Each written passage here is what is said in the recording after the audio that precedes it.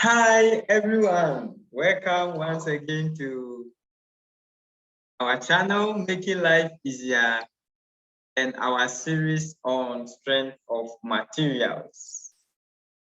Kindly subscribe, like, share, comment, and click on the notification bell as well.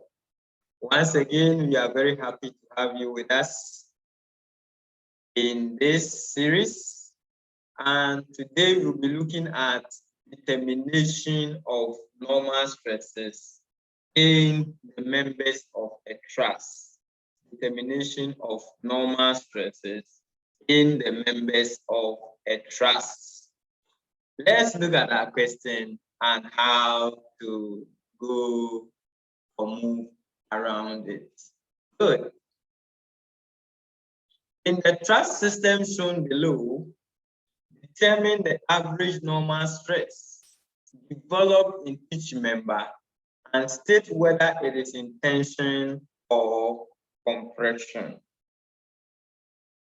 So this is our diagram which we want to analyze. It's a truss system, and in this instance, we want to determine the stress in each member.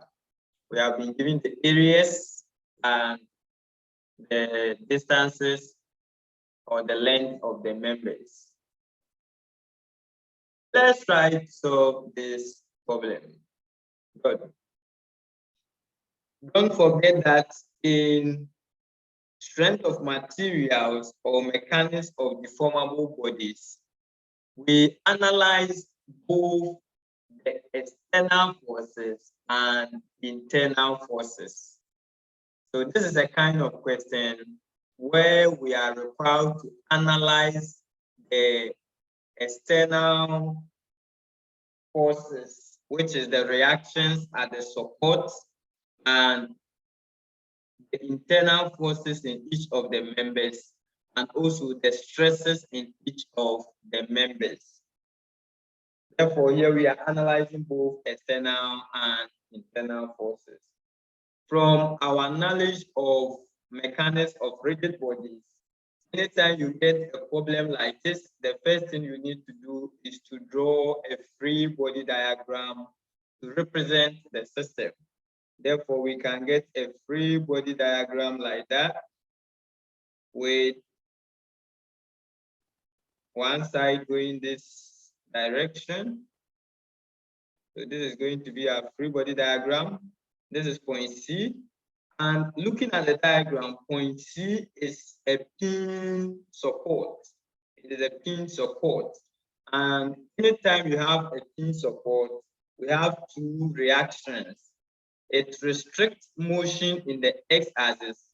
This cannot allow the material to move in the x-axis, and it also not allow it to move in the y-axis.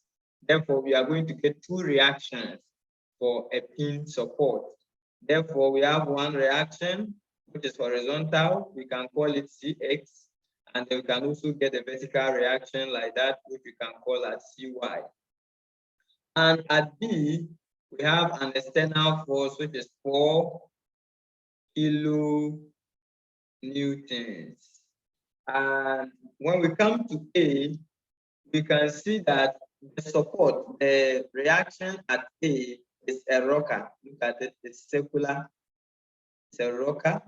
And if it is a rocker, it restricts motion in one direction. Looking at this system, it will allow the rocker will allow the whole truss system to move along the y-axis, to allow it to move on the y-axis, but it is going to restrict motion in the x. Therefore, our reaction is going to be in the x-axis, and then we can call it FAX or whatever ES. Good. So we can call the reaction here as AS. Good. And we are told that the length here is 8 meters, the length here is 6 meters. Therefore, we need to calculate the length of the hypotenuse. From the Pythagoras theorem, we know that the hypotenuse h will be equal to square root of the other two sides is squared. So h squared plus c squared. And we are going to get our h equals 10 meters. Once you have been able to do that, so this side is 10. We need to determine these reactions at the support, which are external forces, this reaction at support. Therefore, you always take moment at where you have many of the forces or more of the forces. In this diagram, we can see that at point C, we have two forces. We have Cy and we have Cx. Therefore, it will be important for us to take moment at C to make our work easier for us. Therefore, we can say that sum of moment at C is equal to 0. And from there, we can say that all the forces Cy and Cx at C goes to 0, and we'll be left with this and that. Therefore, we can pick As. So look at As. We are going to determine the moment using the scalar approach. And when you are determining the moment using the scalar approach, we don't consider the direction of the force. We only consider whether it is clockwise, it is going to rotate the body in clockwise direction or anti-clockwise direction with respect to where we are taking the movement. And clockwise is negative, whilst anti-clockwise is positive. That will be our conversion. So we can take our force, which is AS. So we have AS. You can see that it is a horizontal force. The horizontal force. Therefore, the distance from that force to where that force has been applied, where we are taking our moment C, is 6 meters. If it's a horizontal force, the distance should be perpendicular. So if it's a horizontal force, then the distance is going to be vertical. If it's a vertical force, then the distance is going to be horizontal. So you are going to get AS times 6. Then we check whether it is going to move it in the clockwise or anti-clockwise direction. Now you can see that this is our beam or our member. If we apply a force here and this point is fixed, this force is going to cause this body to move in this direction. And this direction is anti-clockwise, therefore it's going to be positive. And we come to this force is vertical. So we have 4 kilonewtons times, it is a vertical force, so the perpendicular distance is going to be horizontal, where we are taking our movement. So the distance from where this is applied to where we are taking our movement is 8. Therefore, we are going to get 4 times 8, and we check whether it should be clockwise or anti-clockwise. You can see that this is the distance, this is where we are taking the movement point C, and this is where the force has been applied. You realize that this force is going to rotate this member in this direction like this. And this direction is a clockwise direction. Therefore, this is going to be negative equals 0. And from here, we can say that 6AS will be equal to, or AS will be equal to, we move this to the right, we are going to get 4 times 8 over 6, and AX will be equal to 5.33 kilonewtons. So we have been able to determine the reaction at AS. We are left with CS and CY. Therefore, we can apply the other equilibrium equation. Sum of all forces in the X is equal to 0. In this case, you only have 2 forces in the X. You have AX and CY. Therefore, we can say, look at the direction. If we are going in the right direction, like this, it's positive. If we are going to the left direction, it's negative. So you can see that all these 2 forces are going to the right. So we can say that CX plus AX, they are all going to the right. So they'll be positive, will be equal to 0. And we have determined AS at 5.33. Therefore, CX plus 5.33 will be equal to 0. And we can see that CS will be equal to negative 5.33 kilonewtons. In the same way, we can apply sum of forces in the Y to determine CY. sum of forces in the y to determine Cy. And we can say that from our diagram, if on the y, if we are going up, it's positive. If we are coming down, it's negative. Therefore, our Cy is coming down, it's negative. Negative Cy. Our 4 is also coming down. We only have 2 vertical forces. So it's also going to be negative is equal to 0. And from here, we can say that Cy will be equal to negative 4 kilonewtons. We are done with the reactions at the support. Now, anytime you are looking at a truss system, we need to also determine the forces in each of the members, because we said that for a truss system, each member, when you consider CB, BA, AC, they are all 2 force members. They only have 2 forces at their end. Therefore, it means that if you consider from A to B, we have 1 force. If we have 1 force at this side, for that member, there will be only 2 forces. So if 1 force is coming down, the other force should move in the opposite direction, like this. When you consider from B to C, if one of the forces is going this direction, then the other should be moving in the opposite direction like that, because they are 2 force members. If you consider from A to C, if one is moving in this direction like this, then the other will be moving in the opposite direction. Therefore, we need to determine the forces in these members. And the force here is the same as the force here. This force is the same as this force. This force is the same as that force. So we need to determine these forces, which are the internal forces in the truss system. So determination of the internal forces. In determining the internal forces, we can first consider point B. We are going to consider the joint. We will dismantle each of the joints and determine and use that to determine the forces in each member. So at point B, you can see that we have our 4 kilonewtons coming down, 4 kilonewtons. We have this force here, the force in member B to C. We can call it force FBC. Look at our direction. Let's move with the directions as it is indicated in our diagram. So this is going to be FBC. And then we have at point B, we also have another one, which is from B to A. Look at the direction. So we are going to get force F, B, A, or AB is the same thing. Now, this force 4 is in the vertical. This FBC is on the horizontal, but this FBA, we don't know whether it is in the horizontal or in the vertical. Therefore, anytime we get a case like that, we need to resolve the force into components. And we know that the horizontal distance from B to A is 8, and the vertical distance is 6, and the hypotenuse is 10. So we have 10, we have 8, and then we have 6. So if you want to resolve FBA into components, looking at the direction of the force, it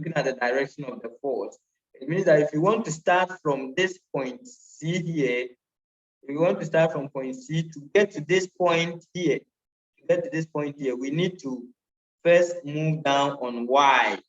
And once you are moving down on Y, it's going to be negative. So we have negative FBA times, what is the distance there? 6 over the hypotenuse, which is 10. And once you reach this point, if you want to get to that point, also we are going to move this direction, which is to the left. And we said that to the left is negative. So we are going to get negative 8, negative FBA times, what is the distance down there? 8. And the hypotenuse is what? 10. So we have resolved the force into components. Now we can apply our equilibrium equations, which says that sum of forces in the x is equal to 0. And here we can see that on the x, we have FBC here, which we don't know, and they have FBA, the horizontal component of FBA, which we also don't know. So it will be very important for us to use the F of Y first. So F of Y, we can say that on the vertical, we have 4 kilonewtons coming down. So we are going to get -4 because it's coming down, -4. And the Y component for FBA, for FBA is also coming down. So we have negative FBA times 6/10 is equal to 0. Then from here, we can say that FBA is equal to -4 over 0.6. And from here, FBA is equal to -6.67 kilonewtons. Once we have gotten FBA, we can use this horizontal component here and the horizontal component of FBA to determine FBC. So we can say that sum of forces in the X is equal to 0. Look at this force FBC is moving to the left. So we said that it's going to be negative. So we are going to get negative FBC. And the one for FBA, the direction was also like this. It's moving to the left, it's also negative. We have negative 8/10 times FBA is equal to 0. And from there, we can say that FBC will be equal to -0.8 times FAB, which you have calculated, or FB, which you have calculated, which is 6.67. And from there, our FB will be equal to 5.336 kilonewtons. Once we are done with this, you can see we have calculated the force in member BC. We have also calculated the force in member BA. We are only left with the force in member AC. So we can decide to either use point C or point A. Therefore, I think the easier one will be point C. So at point C, if we draw, this is point C, we have our reaction CS here, which is moving this direction. And we're told that CS is -5.33 kilonewtons. Then we have our CY, which is also coming down. And we're told that CY is -4 kilonewtons. And then we have this member from this direction. You can see that we have the one from A to B, which is the same as, the direction is like this. It's the same as FBA. FBB is the same as FBA. And then we have the one coming down, which is now FAB or FCA or FAC is the same thing. So now from here we can say that the only thing there which we already have FBA. The only thing that we are supposed to determine is FAC. So we can say that FAC is pointing downward, so it's going to be negative FAC. Now you can see that this one here is also pointing downwards, and we already have negative. So it's going to be -4 kilonewtons is equal to 0. And from here we can see that FAC will be equal to +4 kilonewtons. Now we have been able to determine the internal forces in each of the members which we have described there. The next thing for us to do, if we have been able to determine the internal forces, is to use the internal forces in each of the members to calculate the normal stress, which is in each of the members presented there. Is to use the internal forces which you have calculated, the force in FAB, the force in member FBC, and the force in member AC to determine the normal stresses in each of the bars there and determine whether they are in tension or they are in compression. So from here, we can say that if we want to calculate the stress in member AB will be equal to the force in AB, which is the same as the BA we calculated, over the area, which you have been given in the question, that the area from A to B The area from A to B is 1 meter squared. So from here we can say that our air stress in AB will be equal to the force in AB, which is negative 6.67 kilonewtons, so times 10 to the power 3, over the area of the area when you cut through like this. The area is 1 meter squared, so 1, and from there the stress in AB is going to be 6.67 kilopascal, negative. And because the answer there is negative, it means that it is in compression. It is in compression. And we can calculate also the stress in BC. So the stress in BC will be equal to the force in member BC over A. And the force in member BC from our analysis is 5.33. So we are going to get 5.33 times 10 to the power 3 over the area of BC, B to C, which is 0.8. And from there, the stress is going to be 6.670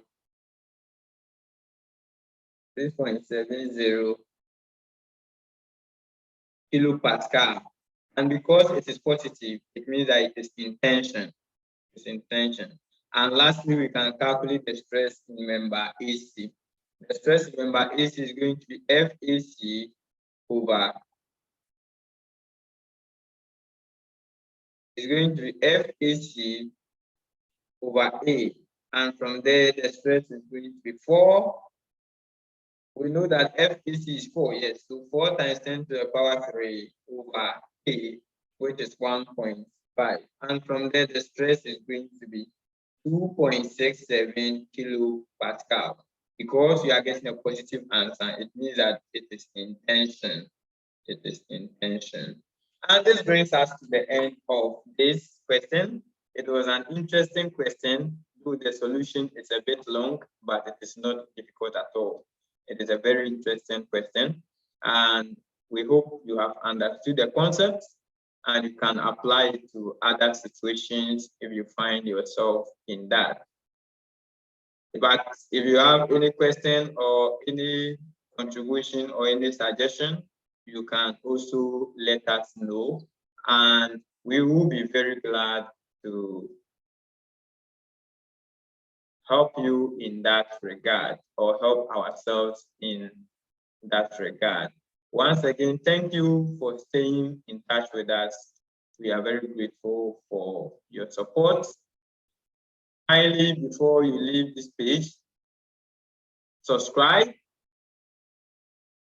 like, share, and leave comments and suggestions at the comment section. Thank you for watching. Until we meet again, bye-bye.